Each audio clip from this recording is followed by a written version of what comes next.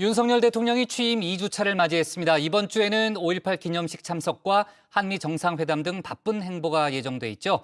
그런 가운데 오늘 국회에서 첫 시정연설을 통해 협치를 강조했습니다. 하지만 대통령실과 민주당은 영수회담 무산, 또 대통령의 출퇴근을 놓고 신경전을 이어갔는데요. 관련 소식을 백다혜 반장이 정리했습니다. 가정회의 시작을 알리는 코너 뉴스픽5 백반장과 함께 시작하겠습니다. 네, 오늘 준비한 소식은 첫 시정연설, 그리고 소주 한 잔, 사실상 통제 불가, 5.18 전원 참석, 그리고 6년 연속 수상 이렇게 준비했습니다. 주말 사이 쇼핑과 산책을 하는 등 평범한 주말 일상에 포착됐던 윤석열 대통령. 취임 2주차를 맞은 오늘은 국회 대비 무대를 가졌습니다. 우리는 여야가 치열하게 경쟁하면서도 민생 앞에서는 초당적 협력을 통해 위기를 극복해온 자랑스러운 역사가 있습니다. 오늘 이 자리가 우리의 빛나는 의회주의 역사에 자랑스러운 한 페이지로 기록되기를 저는 희망합니다. 네, 첫 번째 픽 제목, 첫 시정연설입니다. 윤석열 대통령이 오늘 국회를 찾아 첫 시정연설을 진행했습니다. 추경안 처리와 함께 국정 현안에 대한 국회의 협조를 요청했는데요. 오늘 첫 시정연설의 이모저모를 짧은 영상으로 먼저 정리했습니다. 지금 대통령께서 입장하고 계십니다.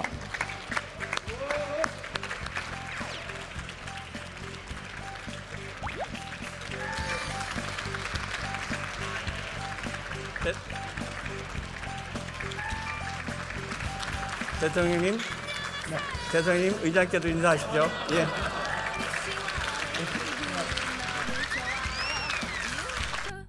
국회에서 드리는 첫 시정연설을 통해 우리가 당면한 상황과 앞으로 새 정부가 풀어가야 할 과제를 의원 여러분들과 함께 고민하고자 합니다. 감사합니다.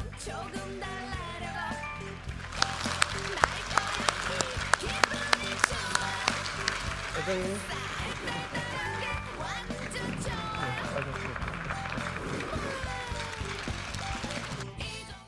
이번 국회 시정연설은 윤 대통령의 취임 엿새 만에 이루어졌습니다. 역대 대통령 중 가장 빠르게 시정연설을 진행하게 되는데요. 빠른 시정연설의 배경에는 코로나19 손실보상 추경안의 신속한 처리를 요청하기 위함이 있었습니다. 이번에 의결된 추경안은 역대 최대 규모인 59조 4천억 원인데요. 지방정부 이전분을 제외하면 중앙정부는 모두 36조 4천억 원의 지출을 하게 됩니다. 여야 모두 이번 추경안의 신속한 집행에 대해서는 동의한다는 입장인데요. 하지만 손실보상의 소급 적용 여부와 세수 축의 오류를 놓고 공방을 이어가고 있습니다. 여야 대립이 불가피한 상황 속에서 윤 대통령은 취임사에 없었던 통합의 메시지를 거듭 강조했습니다. 제2차 세계대전이라는 절체절명의 위기 상황에서 영국 보수당과 노동당은 전시 연립 내각을 구성하고 국가가 가진 모든 역량을 총동원하여 위기에서 나라를 구했습니다. 지금 대한민국에서는 각자 지향하는 정치적 가치는 다르지만 공동의 위기를 극복하기 위해 기꺼이 손을 잡았던 처칠과 애틀리의 파트너십이 그 어느 때보다 필요합니다. 대선 기간 윤 대통령은 존경하는 인물로 영국의 수상 윈스턴 처칠을 꼽기도 했습니다. 처칠은 보수당, 클레멘트 애틀리는 노동당 출신으로 정치적으로는 경쟁 관계에 가까웠는데요. 하지만 2차 세계대전 당시 처칠은 총리, 애틀리는 부총리를 역임하며 국익을 위해서 협력한 바 있습니다. 윤 대통령은 지금의 경제적인 위기가 전시와 다를 바 없다면서 초당적 협력을 강조했습니다. 지금 우리가 직면한 나라 안팎의 위기와 도전은 우리가 미뤄놓은 개혁을 완성하지 않고서는 극복하기 어렵습니다. 연금개혁, 노동개혁, 교육개혁은 지금 추진되지 않으면 우리 사회의 지속 가능성을 위협하게 되고 정부와 국회가 초당적으로 협력해야 합니다. 그러면서 코로나로 인해 고통받은 민생 앞에서 협력과 협치를 다시 한번 강조했습니다. 우리 국민은 위기 때마다 힘을 모았습니다. 우리 국민은 코로나 상황 속에서 이웃들을 보호하기 위해 자신의 피해는 기꺼이 감내하였습니다. 이제는 정부와 국회가 나설 때입니다. 국민의 희생이 상처가 아닌 자긍심으로 남도록 마땅히 보답해야 한다고 생각합니다. 네, 이렇듯 협치와 초당적인 협력을 강조한 윤 대통령. 오늘 민주당의 당색인 파란색에 가까운 하늘색 넥타이를 착용해 눈길을 끌었습니다. 입장과 퇴장을 하는 과정에서 민주당, 정의당 의원들과도 웃으면서 악수를 나누는 모습이 눈에 띄었는데요. 대통령님 나오시면서 민주당과 정의당 의원들한테 다 악수하셨는데 네, 글쎄 정부와 의회와의 관계에서 또 여야가 따로 있겠습니까?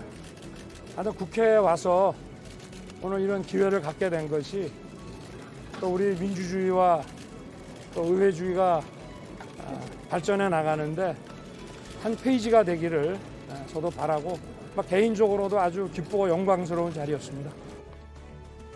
야당 의원들의 반응도 과거 역대 대통령들이 시정연설을 할 때와는 좀 다른 모습이었습니다. 피켓 시위나 굳은 표정으로 일관했던 과거와는 다르게 적극적인 협조를 보였는데요.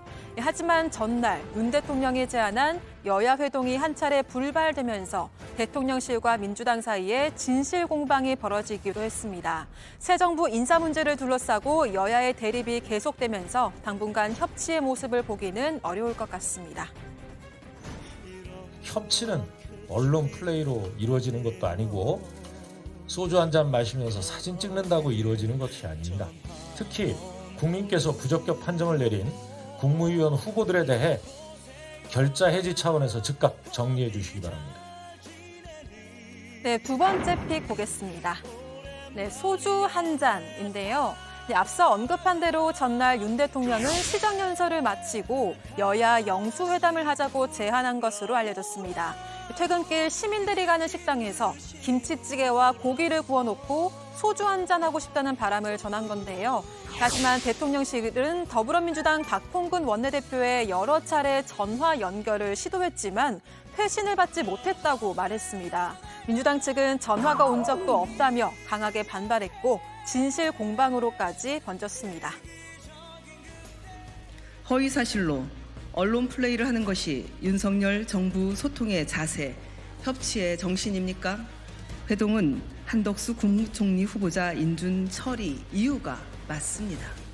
사실은 오늘 저희가 3당 대표 회동을 격의 없이 하자라는 그런 대통령 측의 제안이 있었는데도 불구하고 이루어지지 못한 것에 대해서 굉장히 안타깝게 생각한다 이렇게 말했고, 민주당 쪽에서는 인사 문제와 결부해서 그런 부분을 이야기하는 것 같았는데 저는 상당히 그것은 안타깝고, 민주당은 협치를 얘기하기 전에 인사 참사부터 정리하라는 입장을 고수하고 있습니다. 새 정부의 내각 인선을 놓고 논란과 공방이 계속해서 이어지고 있는데요. 자세한 이야기는 잠시 후 상황실에서 짚어보도록 하겠습니다. 대통령실과 민주당의 진실 공방, 비단 영수회담 불발만에 그치지 않았는데요. 윤 대통령의 집무실 출퇴근 시간을 놓고도 신경전을 벌였습니다. 윤석열 대통령이 자율 출퇴근제를 선언하실 모양입니다. 매일 40분씩 늦어지다가 재택근무로 전환하실 수도 있겠습니다. 일이 많을 땐 주 120시간도 일할 수 있어야 한다고 하지 않으셨습니까? 앞서 민주당 윤호중 비대위원장은 윤 대통령의 용산 집무실로의 출퇴근으로 인해서 시민들이 불편이 크다고 지적했는데요. 그러면서 며칠 전 북한이 미사일을 발사할 때도 국가안전보장회의 상임위가 열리지 않았다며 비판했습니다. 시민의 불편이 심각하다고 하니까 이젠 아예 대통령이 매일 일부러 지각을 하는 거 아닌가 의심이 될 정도입니다. 9시 전에 출근도 안 합니다. 며칠 전 북한이 단거리 미사일 3발을 발사했는데 NSC 회의조차 열리지 않았습니다. 그 사실을 보고받고 대통령은 그냥 퇴근했다고 합니다. 대통령실은 즉각 반발하고 나섰는데요. 그날 대통령은 저녁 늦게까지 집무실에서 보고를 받았습니다. 대통령의 업무는 24시간 중단되지 않습니다. 출퇴근 개념 자체가 없습니다. 집권 경험이 있는 민주당이 이런 사정을 뻔히 알면서도 대통령의 출퇴근과 관련해 거짓 주장을 하는 것은 이해하기 어렵습니다. 출퇴근 이슈가 지방선거를 앞두고 민심에 영향을 줄 수 있을 거라고 생각했던 걸까요? 국민의힘에서도 민주당을 향한 발언의 수위를 높였습니다. 윤 대통령이 오늘 시정연설에서 협치와 초당적 협력을 강조했지만 당분간 대통령의 출퇴근을 둘러싼 공방은 계속될 것으로 보입니다. 생뚱맞게도 가짜뉴스로 출퇴근 운운하면서 자다가 봉창 두드리는 소리 같은 언행을 일삼고 있으니 참으로 딱합니다. 제1야당 민주당이 밑도 끝도 없는 가짜뉴스와 반지성주의 굴레에서 벗어나지 못한 채 국회의석을 국민을 위한 지팡이가 아니라 흉기로 사용하기를 계속하다가는 끝내 돌이킬 수 없는 국민들의 엄중한 심판에 직면할 것입니다. 네, 세 번째 픽 보겠습니다. 사실상 통제 불가인데요. 북한의 코로나19 확산세가 심상치 않습니다. 어제 하루에만 39만 명 이상의 발열자가 나왔는데요. 코로나19 관련 집계를 시작한 지난달 말부터 어제까지 누적 발열자만 121만 명 이상으로 실제로는 훨씬 더 많을 거라는 추측이 나오고 있습니다. 김정은 국무위원장은 정치국 비상협의회를 소집했습니다.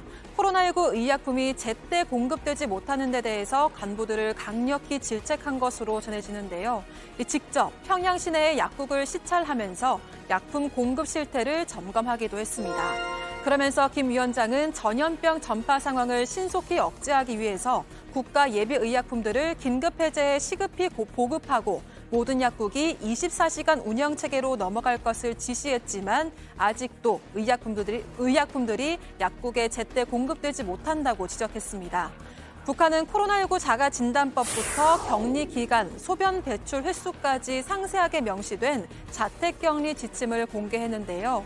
기침이 나면 꿀을 먹어라, 소변은 4-5시간 간격으로 보아야 한다 등 민간요법부터 한방요법까지 총동원해서 코로나19에 대응하고 있습니다. 우리 정부는 다시 한번 북한을 도울 의지를 보였는데요. 저는 인도적 지원에 대해서는 남북관계의 정치, 군사적 고려 없이 언제든 열어놓겠다는 뜻을 여러 차례 밝혀왔습니다. 북한 당국이 호응한다면 코로나 백신을 포함한 의약품, 의료기구, 보건 인력 등 필요한 지원을 아끼지 않겠습니다. 네, 다만 북한이 우리의 도움을 쉽게 받지는 않을 거라는 관측도 있습니다. 북한에 이제 지원받는 정책이 선중 호남이에요. 일단 중국 우선. 중국 통해서 해결이 되면 예. 남쪽 지원은 필요 없다는 거고요. 근데 이제 중국도 심각한 상황으로 가기 때문에 예. 결국 손을 내밀지 않을까. 당장은 아닐 거고 예. 시간이 좀 몇 달은 지나야 되지 않을까. 네, 계속해서 네 번째 픽 보겠습니다. 5.18 전원 참석입니다. 윤석열 대통령이 5.18 민주화운동 제42주년 기념식에 국민의힘 소속 의원 전원의 참석을 요청했습니다.